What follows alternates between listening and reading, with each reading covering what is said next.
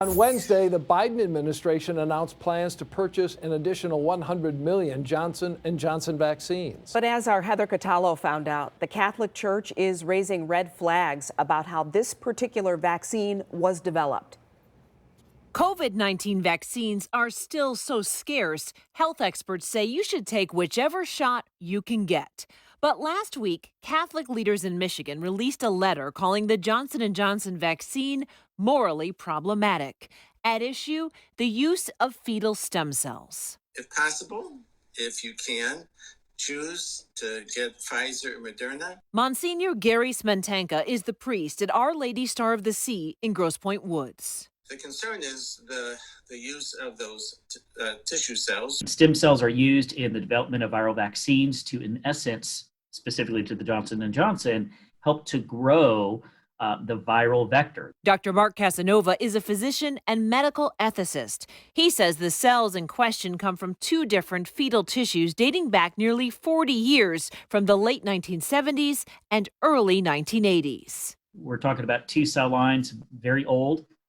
Doesn't dispute the fact of where they arose, but that is why stem cells are so important, is because they're so durable. The stem cells were used to help reproduce the virus for the vaccine. What we're talking about is human cells that can be replicated essentially in a petri dish generation after generation. But that doesn't mean you're getting fetal tissue injected into your arm. As the virus is then extracted and put into the syringes, all those stem cells are filtered out, if you will. Still, the use of the cells in the process raised the ire for the Catholic Church. The bishops are always concerned, of course, with their belief in the evil of abortions, and then subsequently how those abortions might develop other signs. While the letter aimed to draw attention to how the vaccine was created, it also was very clear that you should still get the vaccine, even the Johnson & Johnson shot,